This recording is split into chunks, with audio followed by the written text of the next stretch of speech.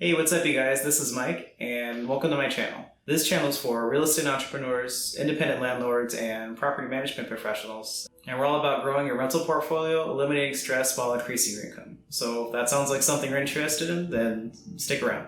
In this video, I'm going to show you how I do my rental showings. When someone wants to look at a property that belongs to my client, like a prospective tenant, I'm going to show you how I rent the place out. I'm going to show you my entire workflow. I just did one a couple hours ago, and there are 8 things that I want you guys to know. So let's get started. First thing, and maybe the most important thing, is to show up 1 hour early. You don't ever want to be the last man to a party, you feel me? That's why I show up to a job an hour before, sometimes 2.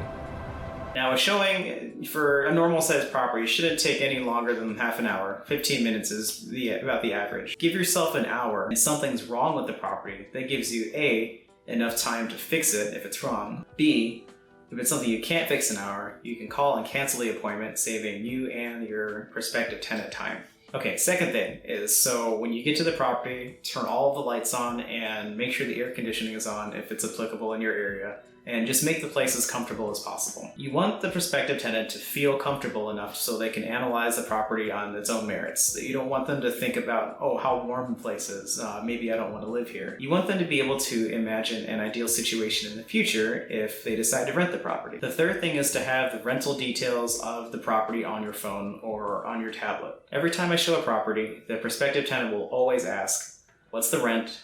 What utilities are included? What about parking? And if that's something that you don't know off the top of your head, maybe you're managing a lot of properties, it's going to look bad. It doesn't matter if you're managing a lot of properties. The tenant doesn't see that. They see that you're the landlord and you should know what's going on.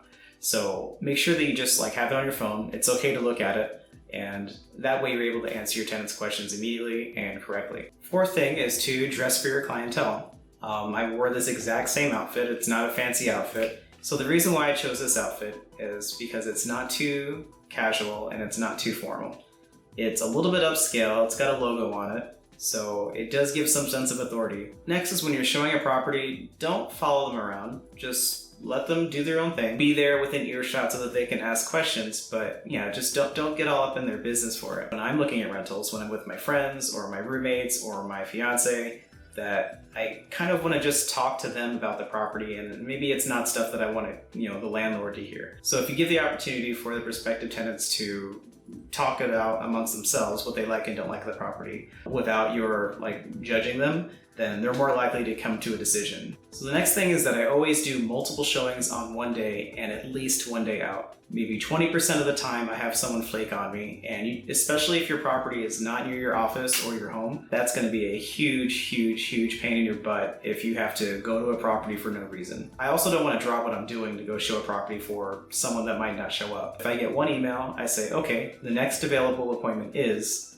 the next day at 1 p.m. sometime where everyone's definitely going to be awake and the odds of them showing up is much greater. The last thing is to not give up, especially if your property's got some shortcomings. I just came back from a showing and it's a beautiful property, safe neighborhood, it's a good price, but the view, while is fantastic, requires maybe a 10-minute drive up a hill in order to get to it. Seems like that's been a deal breaker for a lot of the people there. That's okay. It's been rented before. It'll get rented again. Just gotta power through it. So those are my tips for checking out the property. Thanks for sticking around, and I hope to see you in the next one. Thanks.